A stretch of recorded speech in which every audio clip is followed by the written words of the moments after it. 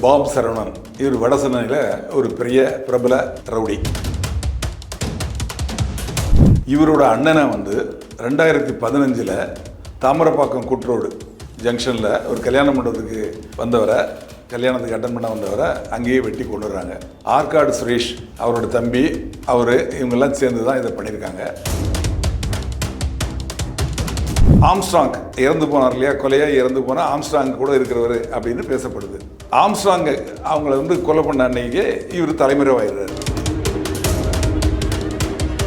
இப்போ ஆம்ஸ்ட்ராங்கை கொலை பண்ணவங்களை 28 பேரை கைது பண்ணிட்டாங்க. அந்த கேஸில் வழக்கம் போட்டாங்க. 2 பேர் கைது செய்யப்பட வேண்டிய சூழ்நிலையில் அப்ஸ்காண்டிங்கில் சார்ஜ் ஷீட் போட்டிருக்காங்க. அதில் ஒருத்தர் என்கவுண்டரில் இறந்து போயிட்டார். இப்போது இந்த சூழ்நிலையில் காவல்துறைக்கு ஒரு தகவல் கிடைக்கிது.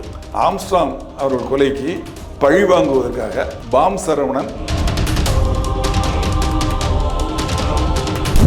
பாம்லாம் ரெடி பண்ணி இப்போ எங்கே இருக்குது, எங்கே வச்சுருக்கீங்க அப்படின்னு கேட்குறப்போ, இங்கே முல்லைநீர் பகுதியில் ஒரு இடத்துல இருக்குதுன்னு சொல்கிறாரு. அந்த இடத்துல போய் போலீஸார் இவருக்கு அழைச்சிட்டு போகிறப்போ இவர் போலீஸை தாக்கிட்டு தப்பிக்க முயற்சி பண்ணுறாரு. தப்பிக்க நோக்கத்தோடு தாக்குறாரு.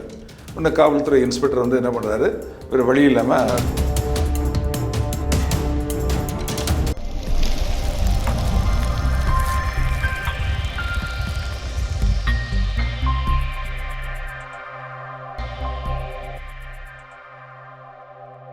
வணக்கம் சார். வணக்கம். எப்படி இருக்கீங்க? நல்லா இருக்கிறேன். அதாவது பரபரப்பாக தமிழ்நாட்டில் பேசப்பட்ட ஒரு கொலை அப்படின்னு பார்த்தீங்கன்னா, இவர் நம்ம ஆம்ஸ்ட்ராங்கோட கொலைன்னு சொல்லலாம். அந்த ஒரு கொலையில் தான் ஒரு பக்கம் ரவுடிங்க ஃபுல்லாக பாதி ரவுடிங்க சேர்ந்து, இந்த பக்கம் பார்த்தீங்கன்னா ஃபுல்லாக வக்கீல்கள் பாதி பேர் சேர்ந்து இன்வால்வ் ஆகிருந்தாங்க இல்லையா? இப்போ அதோட அப்டேட் என்ன சார்? இப்போ பாம் சரவணன் அவர்கள் கைது பண்ணியிருக்கிறதா ஒரு கேள்விப்பட்டோம். அதோட அப்டேட் என்ன சார்? அதாவது பாம் சரவணன் இவர் வடசென்னையில் ஒரு பெரிய பிரபல ரவுடி. இவரோட அண்ணனை 2015 தாமரப்பாக்கம் கூட்ரோடு ஜங்ஷனில் ஒரு கல்யாண மண்டபத்துக்கு வந்தவரை, கல்யாணத்துக்கு அட்டன் பண்ண வந்தவரை அங்கேயே வெட்டி கொண்டு வர்றாங்க. ஆற்காடு சுரேஷ் அவரோட தம்பி, இவங்கெல்லாம் சேர்ந்து தான் இதை பண்ணியிருக்காங்க அப்படின்னு சொல்லிட்டு தெரிய வருது. அதுக்கு பழி வாங்கிறதுக்காக அந்த பாம் சரவணன், இவர் ஆல்ரெடி ரவுடி. இவர் ஏன் பாம் சரவணன் பேர் அப்படின்னா, இவர் இந்த வெடிகுண்டு தயாரிக்கிறதுல ஒரு கில்லாடி. அதுக்காக ஆந்திராவில் போய் தனியாக ட்ரைனிங்கே எடுத்துகிட்டு வந்திருக்காரு. அந்த ட்ரைனிங் எடுத்துகிட்டு இவர் பாம் ரெடி பண்ணி கொடுத்து, அந்த பாம்பை பயன்படுத்தி இவரும் பயன்படுத்துவார், மற்றவங்களுக்கும் ரெடி பண்ணி கொடுப்பார். அதனால் அந்த பாம் இவர் கூட சேர்ந்து ஒட்டிக்கிச்சு, பாம் சரவணன் அப்படின்னு ஆகிட்டார். இவர் ஆம்ஸ்ட்ராங் இறந்து போனார் இல்லையா, கொலையாக இறந்து போனால் ஆம்ஸ்ட்ராங் கூட இருக்கிறவர் அப்படின்னு பேசப்படுது. ஆம்ஸ்ட்ராங்கை அவங்கள கொலை பண்ண அன்னைக்கே இவர் தலைமறைவாயிடுறாரு. இப்போ ஆம்ஸ்ட்ராங்கை கொலை பண்ணவங்களை 28 பேரை கைது பண்ணிட்டாங்க. அந்த கேஸில் வழக்கம் போட்டாங்க. 2 பேர் கைது செய்யப்பட வேண்டிய சூழ்நிலையில் அப்ஸ்காண்டிங்கில் சார்ஜ் ஷீட் போட்டிருக்காங்க.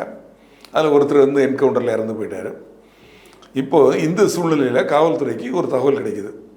ஆம்ஸ்ட்ராங் அவரோட கொலைக்கு பழி வாங்குவதற்காக பாம் சரவணன் ஏதோ திட்டமிடுறாரு, அதனால தான் இவர் தலைமறைவாகி பதுங்கி இருக்கிறாரு அப்படிங்கிற தகவல் கிடைக்கி. அந்த பழிவாங்கும் நிகழ்ச்சி நடந்துடக்கூடாது அப்படிங்கிறதுக்காக தடுக்கும் நோக்கத்தோட தனிப்படை போலீஸார் இவங்க தேடுறாங்க. தேடி ஆந்திரா பார்டரில் வரதபாளையம் அப்படின்னு இருக்குது, நம்ம தமிழ்நாடு ஆந்திரா எல்லையில். அந்த ஊரில் பதுங்கி இருந்த இவரை அரெஸ்ட் பண்ணிடுறாங்க. அரெஸ்ட் பண்ணி இவரை விசாரிக்கிறப்போ அப்போ இவர் சொல்கிறார், என்ன சொல்கிறாரு, பாம்லாம் ரெடி பண்ணி இப்போ எங்கே இருக்குது, எங்கே வச்சுருக்கீங்க அப்படின்னு கேட்குறப்போ, இங்கே முல்லைநீர் பகுதியில் ஒரு இடத்துல இருக்குதுன்னு சொல்கிறாரு. அந்த இடத்துல போய் போலீஸார் இவருக்கு அழைச்சிட்டு போகிறப்போ இவர் போலீஸை தாக்கிட்டு தப்பிக்க முயற்சி பண்ணுறாரு. தப்பிக்க நோக்கத்தோடு தாக்குறாரு. இன்னும் காவல்துறை இன்ஸ்பெக்டர் என்ன பண்ணுறாரு, வேறு வழி இல்லாமல் அவர் காலில் சொல்கிறாரு. அதில் காயப்படுது. அவரை மேஜிஸ்ட்ரேட்டை ஆஜர்படுத்தி அது மாதிரி ஸ்டான்லி ஹாஸ்பிட்டலில் அவரை அட்மிட் பண்ணியிருக்காங்க. இவரை கைது பண்ணி விசாரிக்கிற போது, இப்போ சமீப காலமாக நீ என்னென்ன பண்ணியிருக்க, கடைசியாக கைது பண்ணதுக்கப்புறம் இப்போ கைதாகிற வரைக்கும் என்னென்ன குற்றங்கள் பண்ணியிருக்கீங்கன்னு விசாரிக்கிறாங்க. அப்போ அவர் சொல்கிறாரு, பன்னீர்செல்வம் அப்படின்னு ஒரு ரவுடியை நான் கொலை பண்ணேன் அப்படின்னு சொல்கிறார். யார் இந்த பன்னீர்செல்வம்? இவரோட அண்ணன் தென்னரசு, அவர் 2015 கொலை நடந்தது இல்லையா, அந்த கொலைக்கு உடந்தையாக இருந்தவர் தான் பன்னீர்செல்வம். அவரும் ஒரு ரவுடி. அவர் 2018 காணாமல் போயிடுறாரு.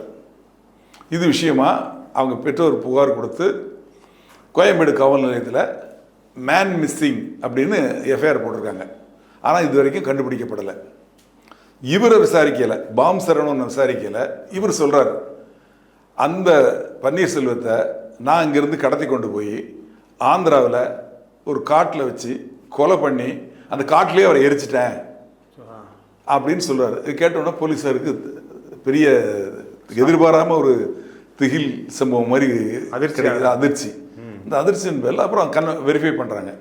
கோயம்பேடில் இது மாதிரி எஃப்ஐஆர் போட்டது உண்மை. பன்னீர்செல்வங்கிற ரவுடி காணாமல் போனது உண்மை. அதுக்கு எஃப்ஐஆர் போட்டிருக்காங்க. அவன் பேரில் வழக்கு இருக்குது. அவன் வந்து அந்த வழக்குலையும் சந்தேகப்பட்டு அவனை விசாரிச்சிருக்காங்க. எல்லாம் தெரிய வருது.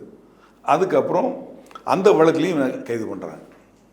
அது மேன் மிஸ்ஸிங் அப்படின்னு போட்டிருந்த வழக்கை பிரிவை மாற்றி 302 மாற்றி, ஐபிசியில் 302 மாற்றி கொலை வழக்காக மாற்றி அந்த கேஸ்லையும் இவரை அரெஸ்ட் பண்ணியிருக்காங்க.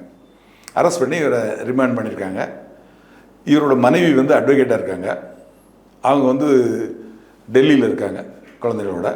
அவங்க வந்து ஒரு தனியார், அதாவது என்ஜிஓன்னு சொல்லுவாங்க இல்லையா, அது மாதிரி ஒரு ஆர்கனைசேஷன் நடத்தி ஏழைகளுக்கெல்லாம் உதவி பண்ணுறாங்க. இவரை கைது பண்ண அந்த சமயத்தில் அவங்களுக்கு தகவல் கிடைச்சி அவங்க வந்து அவரை என்கவுண்டர் பண்ணிடுவாங்க போலீஸு அப்படிங்கிற மாதிரி அவங்க பேட்டிலாம் கொடுத்துருந்தாங்க. ஆனால் அவரை என்கவுண்டர் பண்ணல, தப்பி போகல, காரில் சுட்டிருக்காங்க. நல்ல நிலையில் மேஜிஸ்ட்ரேட் ஆஜர்படுத்தி புழல் ஜெயில் மூலமாக அங்கே அட்மிட் பண்ண முடியாமல் ஸ்டான்லி ஹாஸ்பிட்டலில் அதுக்குன்னு தனி வார்டு இருக்குது. இது மாதிரி வழக்கில் சம்மந்தப்பட்ட ஜெயிலில் இருக்கக்கூடியவங்களுக்கு ட்ரீட்மெண்ட் கொடுக்குறதுக்கு அது ஜெயில் மாதிரியே இருக்கும். அந்த வார்டு போலீஸ் பந்தோபஸ்தோடு இருக்கும். அந்த வார்டில் ட்ரீட்மெண்ட் எடுத்துகிட்டு இருக்காரு. 30ஆம் தேதி வரைக்கும் அவரை ரிமாண்ட் பண்ணியிருக்காங்க. இப்போ இதனால் வந்து காவல்துறைக்கு கிடைச்ச தகவல், ஆம்ஸ்ட்ராங் அவர்கள் கொலைக்கு பழி வாங்கிறதுக்கு இருக்கிறார் இவர் அப்படின்னு கிடைச்ச தகவலில் இவரை கைது பண்ணனால அப்படி ஒரு சம்பவம் நடக்க போகிறதா எனக்கு தெரியல. அப்படி ஒரு கேள்விப்பட்டதுனால இவரை தேடி பிடிச்சிருக்காங்க. இப்போது அது உண்மை இல்லை அப்படின்னே வச்சுக்குவோம். ஆனால் பன்னீர்செல்வங்கிற ஒரு கொலை வழக்கில் இவர் சம்மந்தப்பட்டிருக்காரு அப்படிங்கிற ஒரு உண்மை தெரிய வந்திருக்கு. இன்னும் தொடர்ந்து அவரை விசாரிப்பாங்க, கஸ்டடி எடுத்து விசாரிப்பாங்க. இங்கே என்ன ஒரு கேள்வி வருது அப்படின்னா, இப்போ வந்து இவரை கண்டுபிடிச்சதுனால தான் இல்லையா, இவரை கண்டுபிடிச்சு அரெஸ்ட் பண்ணனால தான் அந்த பன்னீர்செல்வங்கிற கேஸ் வெளியே வந்து இல்லையா? ஆமா. அப்புறம் இவரை கைதே பண்ணலன்னா அந்த பன்னீர்செல்வங்கிற கேஸே வெளியே வந்து சார். அதான் அப்போ நம்மளோட நடவடிக்கை மேலே ஒரு கேள்விக்குறி வருது இல்லை சார்?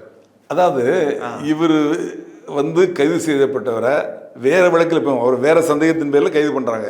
அப்போ என்னெல்லாம் பண்ணியிருக்காங்க விசாரிக்கிறது அது தெரிய வருது. அவர் காணாமல் போனது குறித்து எந்த விதமான தகவலும், அதாவது இவங்க தான் கடத்திட்டு போனாங்க, இவங்க தான் எதிரி அப்படின்னு அவங்க பாதிக்கப்பட்டவங்க சம்மந்தப்பட்டவங்க வந்து தகவல் கொடுத்துருந்தா அதன் பேரில் ஃபர்தராக போயிருக்கலாம். காணலைன்னு சொல்லியிருக்காங்க, தேடி பார்க்குறாங்க. அவர் ரவுடி.